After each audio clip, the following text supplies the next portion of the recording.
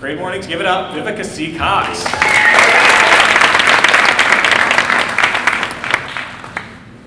No pressure. You have no clue who I am, and I'm amazing. No pressure. None whatsoever. So, hi everyone, how are you? Okay, that side responded, hi, how are you? Yeah, you're doing well? Great, I'm glad to hear that. So, oftentimes when you think of drag queens, you don't think of pioneers, unless you're talking about RuPaul. And so, when I was asked to do this, I'm like, okay, I can do that. So I wanted to tell you a little bit about my story, why I do what I do, and the ways that I might be seen as a pioneer in drag, and the way I do it. Is that okay? Yeah. Are we down with that? Okay, you really have no choice at this point. It's already ready to go, okay? So we're gonna go ahead and get started. So I want to start with the beginning. We'll go back, a Coxx is born. I need to put that in there. Someone in this room was here for this performance. It's when I got my start. Here's what you need to do. Pick your favorite drag queen and go back to the first picture they ever posted on their Instagram. It's gonna be tragic. And it's important for everyone who's quote unquote made it to never forget where they came from. But I put up Manila Luzon, who is not me, if you were wondering. Because the first time I ever performed as Vivica C. Coxx, because I always do. Did you get it? Okay, because I always see Coxx. I was asked to open for Manila Luzon. My first time in drag as a professional was opening for a RuPaul's Drag Race queen, and it was Manila. It couldn't be an ugly one. It had to be a pretty one. And she was funny. And I'm like, what am I supposed to do? So, I was given an opportunity. I was scared when I walked into the dressing room, and there's Manila with her full suitcase of wigs, makeup, and outfits, and she looked amazing, and she was like, honey, clearly you're just getting started. I'm like, how did you know? And she goes, you just go and get yourself a comfortable pair of black pumps, and that's where you get started. And I'm like, I have those. Thank you. And I read that as, okay, she must have a lot going on, and I later found out that her grandfather had died the day before. And yet she showed up. And I want you to remember that for later in the presentation, that Manila showed up for an opportunity, for an engagement, even though she had lost someone the day before. Durham LGBTQ Nightlife has a very interesting history. I'm gonna start at the bottom and talk about Arcana, which is the newest queer-ish club in Durham. We don't really do gay or queer nightlife in Durham. We kind of create our own space in bars that are allowing us to occupy those spaces. It's adorable, and I love it. But it's one of the newest. The Pinhook, which is my home, which I'll talk about a lot. Steel Blue, which is now the bar, Durham.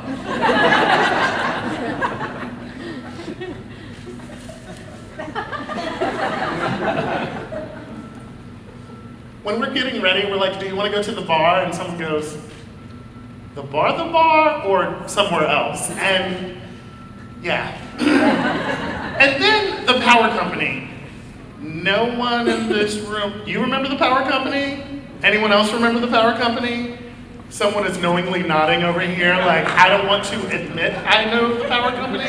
The power company was actually a beacon of gay nightlife hope for all of the Southeast. It was the biggest nightclub between Atlanta and DC for gay nightlife. Yes, bigger than Legends, Raleigh Gates.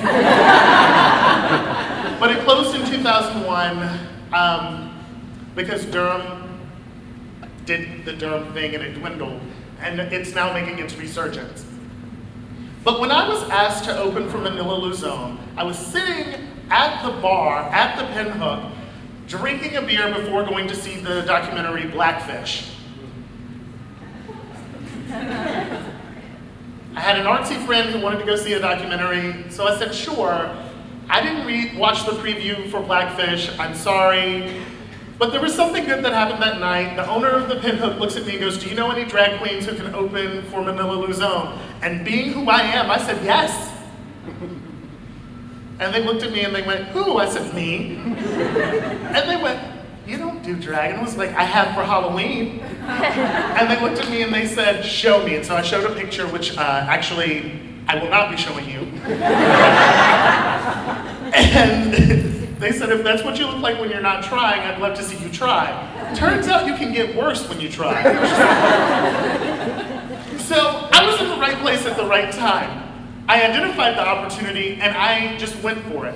I retired my old play drag name and I created my own new drag name. And then I consulted with my board of directors. I call them the Gaggle. It's a gaggle of gay men. And they helped create the image of Vivica C. Coxx. How did I come up with the name? Anyone who's not black probably doesn't even know who Vivica A. Fox is. That's okay.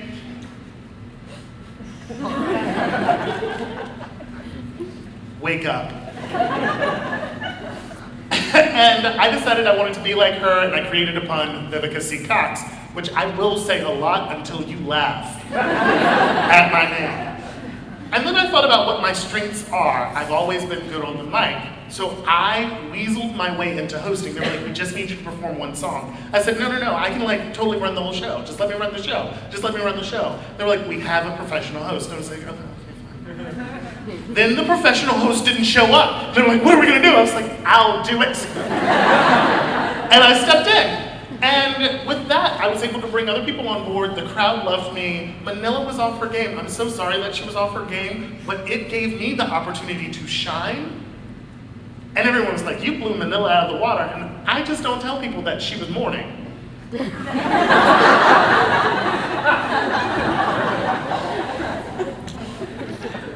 Because had I would not have launched the House of Coxx. And so I just believed in myself blindly. Blindly did I believe in myself. And I would like to show you, it's very dark for a reason. We're just gonna allow it to be that way. But this is me the first time I did drag after that night. I felt like I was truly feeling myself. Look at me, my makeup is horrible. I have no pads on, you can't see it, it doesn't matter. So from there, I started getting little pieces of feedback and criticism from people all over the triangle because I was just like, I'm running my own shows as my second time in drag as a professional. I was a show director immediately, probably because I could host. But in that time, I had to learn how to interpret that feedback because some people are giving you feedback and other people are criticizing you to break you down. So I took some time to think about what I know and what I don't know, while also maintaining my brand. How am I different? How am I unlike any other drag queen that exists? So I've only been doing drag since September of 2013 professionally. And I now run one of the most successful shows in the Triangle, and I'm an independent artist. I'm actually the only independent show director who runs her own brand as a drag queen in the state of North Carolina. Everyone else's brand is directly connected to a bar and seeking out independent gigs through those bars, making $50 or $100, which I don't make.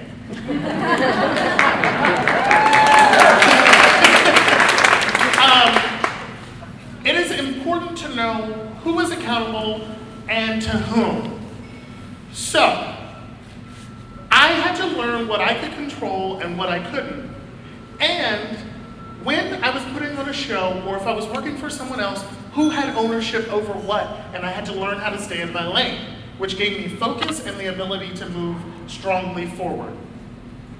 I like to show two people. Some of the Raleigh gays are like, oh, this shady. I didn't actually say the full word, I just gave you the first sound. On the left is Jasmine Brooks, and on the right is Vivian Vaughn. Don't they look gorgeous? Well, I point them out because they are two performers who have been in the game for almost 20 years, who, in those early days, did not look at me and go, ooh, girl. They said, you've got something going on. Do something with it. Vivian looked at me one day, and it's the best read I've ever gotten. And if you don't know what a read is, it's shade. If you don't know what shade is, it's an insult wrapped in something. She looked at me and she was like, "Ooh, your foundation matches your skin tone very nicely."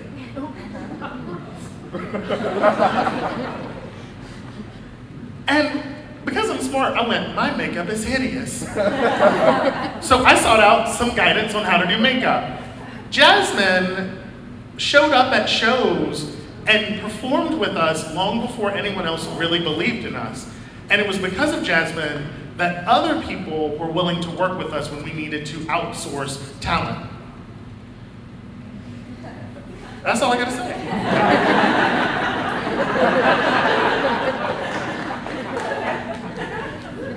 If it wasn't for ignoring the haters, people who behind my back would say, "Oh girl, her makeup is busted. Who does she think she is? Like it's Durham," all of these different things, I wouldn't have become who I am.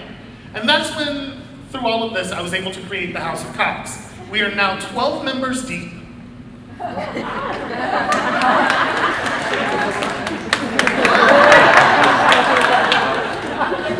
We are 12 members deep, and I'm going to go in chronological order with my adoptions. Oh God. All the way to your left is Anita Coxx, who had an original. And boy does she. Whose original name was actually racist, and when she gained some popularity was like, "Well, now that I'm getting popular, I need to change my name." Her original name was Anita Poppy, which is racist. So she switched it to Anita Coxx. Then, unlike a lot of other drag families and houses in North Carolina, we have drag kings. So the second person I ever incorporated into the House of Coxx was Spray J, a premier, yep, like Ray J, but Spray J, a premier Prince impersonator. Then you have Bridget Kiss, whose original drag name was Bridget Barho. It's all about growth, everyone. It's all about growth. But she realized she wanted to be more than a blonde bombshell, and as you can see, she has become that. Then Stormy Day, I wanted a close-up picture, but also I felt like you should see how over the top she is. Who gets rainbow braids and then lays out on a hotel floor with a glass of champagne? Stormy Day. And then, this is my baby girl right here. She started out a hoe, and then she met Mama, and we worked on that. And that's Naomi Dix, and she, I'm wearing the same shirt, oh my goodness. I need y'all to know I actually did that on purpose. She won the first crown for the House of Coxx, and that's that picture. And then Mercury Waters, our makeup specialist, is right here on the right. Then Dorian Gay, Chris Cross, and Tinder Trey, New York City, Baltimore, and Baltimore. Oh yeah, we are bi-coastal. This one is in Salt Lake City, that one is in Nashville. Thank you. Then Ether and G Clef. These are my two grandchildren. Also, I have no shame, so I'd like to point out how I've grown over the years because I can't just, not what I wanted. Because I can't just show you the beginning and not show you where we are today.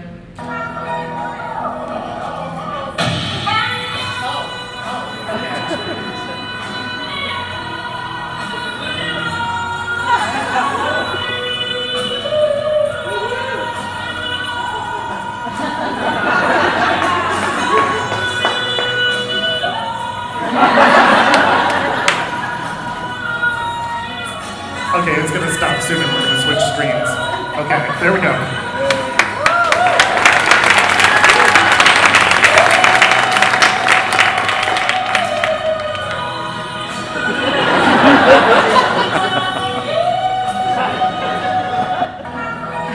It's gonna replay if you don't stop it.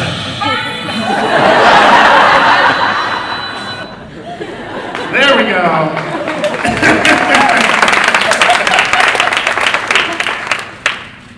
We good? Sorry. Yeah, no. Here's us at NC Pride where we did a butterfly and insect theme in an avant-garde manner. So obviously I needed the biggest effing dress possible. I passed out that day. I really just did this to see how tight I could tuck my tuck. And that my moves look great. And I can be artsy too. Should I not do it again to you? Go for it. Okay, are you sure? Yeah. Okay, I still have no shame. I got practice. You have practice? It does make perfect. Yeah, that one. Oh, don't show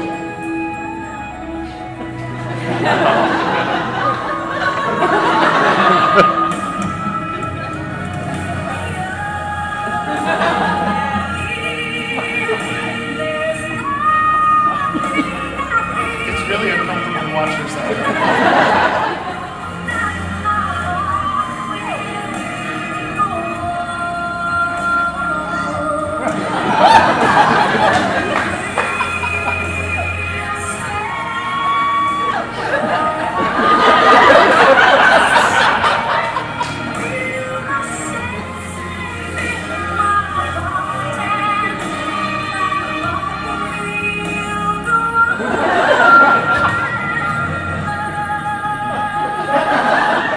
All right.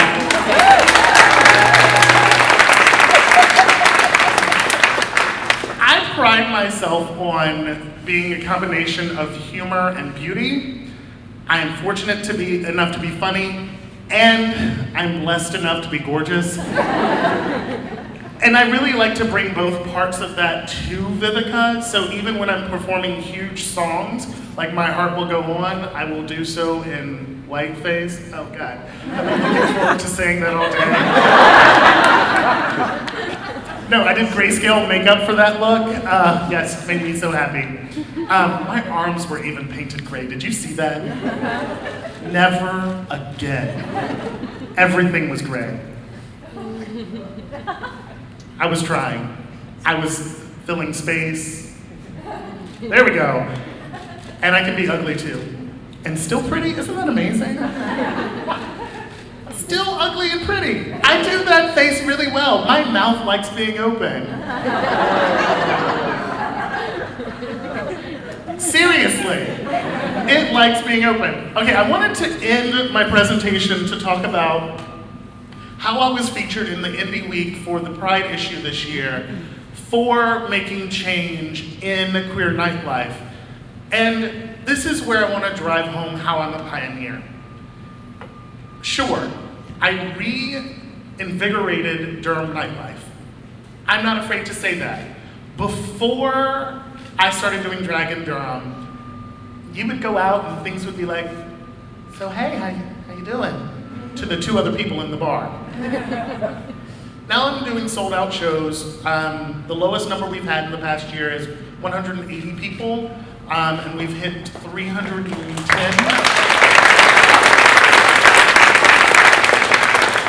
But beyond that, the way we're different in the House of Coxx is that we promote social justice and inclusion with everything we do.